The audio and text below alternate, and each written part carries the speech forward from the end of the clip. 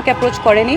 আমার কাছে অবাক লেগেছে যে বাংলাদেশের এত বড় একটা রাজনৈতিক দল হওয়া সত্ত্বেও যখন তাদের কোনো সাপোর্টার, আমি কর্মীও ধরলাম না, হয়তো সাপোর্টার, তারা যখন এরকম ধরনের ইরেসপন্সিবল একটা কাজ করে, সেখানে আমি মনে করি যে বড় রাজনৈতিক দল হিসাবে একটা নিদর্শন স্থাপন করার জন্য হলেও আমাকে অ্যাটলিস্ট অ্যাপ্রোচ করে ওনারা এই জিনিসটার বিষয়ে ক্লারিফিকেশন দিতে পারতেন, কেউ সেটা করেননি।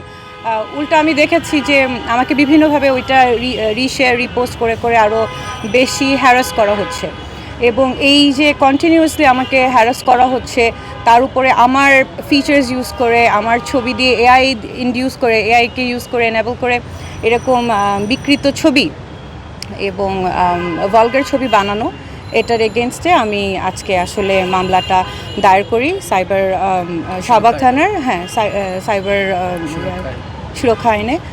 তো আমার যেটা কথা হচ্ছে যে এই মামলাটা আপনি জিজ্ঞেস করেছেন যে কেন করেছি বা করলাম, অনেকবার চিন্তা করেছি আদৌ মামলা করব কি করব না, কি করব। আমার আসলে জুলাইয়ের পরবর্তী সময় থেকে এরকম বিভিন্ন সময়ে আমাকে নিয়ে বিভিন্ন ধরনের কন্টেন্ট আপনারা অলরেডি দেখে ফেলেছেন, যেগুলো আপনারাও জানেন, অন্যরাও হয়তো বুঝে যেগুলো ফেক।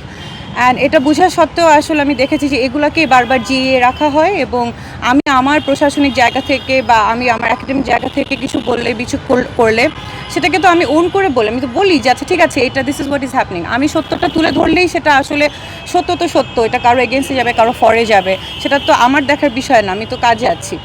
তো এটাকে ইউজ করেই, যেখানে আমার কোনো রাজনৈতিক সংশ্লিষ্টতা নেই, আমি কোনো রাজনৈতিক দলের সাথেও না, আমি একটা সাধারণ শিক্ষক, সেখানে আমাকে সেই 1 বছর ধরে এগুলো কন্টিনিউয়াসলি চলেই যাচ্ছে, এটার কোনো আসলে প্রতিকারও আমি পাচ্ছি না, কোনো শেষও হচ্ছে না। মামলাটা একদম লাস্ট মোমেন্টে এসে আমার আসলে ধৈর্যে আমি মনে করলাম যে এটা তো শুধু আমার সাথে না, আমার সাথে দাঁড়িয়ে থাকা ঝুমা, সালমা, উমামা, মনসুরা, আমাদের madam Saima Ferdous madam, Lutfa madam, কে বাদ আছে? কোনো কেউই বাদ নাই আসলে। সেক্ষেত্রে হেমা, মানে আমরা দেখলাম যে যখনই মেয়েরা তাদের জায়গা থেকে তাদের কাজে এগিয়ে যেতে চায় বা সত্যের পথে এগিয়ে যেতে, তখনই আসলে তাদেরকে নিচে নামানোর জন্য এভাবে সেক্সুয়াল হ্যারাসমেন্ট, অনলাইন বুলিং, এগুলো চলতেই আছে। তো আমি মামলাটা করেছি, ইটস এ মেসেজ। আমি তো বলেছি যে যারা অজ্ঞাতনামাও আছে, পরবর্তীতে যদি এগুলো কন্টিনিউ করে তারাও এই মামলার মধ্যে যেন চলে আসে। এই জিনিসটা আসলে আমরা আমরা ভয়ও পাওয়া উচিত না, যেটা আমি 1 বছর ধরে অ্যাভয়েড করে গিয়েছি যে হ্যাঁ ডাই ডাউন করে যাবে, সব কিছু মিটিগেট হয়ে যাবে, হয়তো একটা টাইমে যে এগুলো আর থাকবে না। আমি দেখেছি আসলে হয় না, ওরা আমাদেরকে উইক মনে করে এবং কন্টিনিউয়াসলি এটা করতে থাকে, উইচ ইজ ওয়াই আমি মনে করেছি যে it is time to step up. আমি আসলে আমার জায়গা থেকে আমি মামলাটা করবো।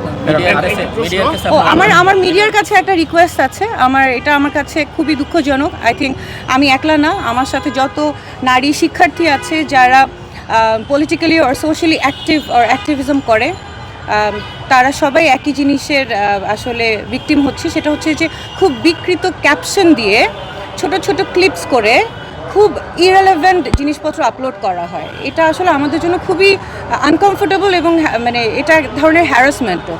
হয়তো এটা ক্লিক বেটগুলোতে অনেক ভিউজ আসে, অনেক এঙ্গেজমেন্ট হয়, কিন্তু আপনাদের ভাবতে হবে যে আপনাদের জার্নালিজমের জায়গা থেকে একটা রেসপন্সিবল জায়গা আপনারা আছেন। হ্যাঁ, আপনারা হয়তো এটা ক্লিক বেট হলে আপনাদের জন্য সুবিধা, কিন্তু দিন শেষে এটা করে কিন্তু আপনি আরেকজন মানুষকে অনেক আনকমফোর্টেবল ফিল করাচ্ছেন, এবং একটা কি বলবো রেসপন্সিবল জায়গা থেকে এটা আসলে আপনার মানে জার্নালিস্ট ভাই এবং বোনদের থেকে এক্সপেক্টেড না।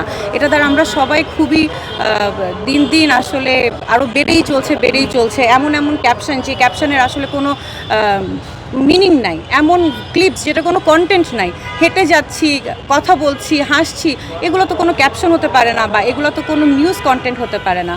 তো আপনারা যারা, আমি বলবো যে যারা জার্নালিজম কমিউনিটিতে আছেন, যারা রেসপন্সিবল, তারা প্লিজ এই জিনিসটা একটু চেক অ্যান্ড ব্যালেন্সের মধ্যে আনেন, কারণ আপনাদের উপরে আমাদের অনেক ভরসা।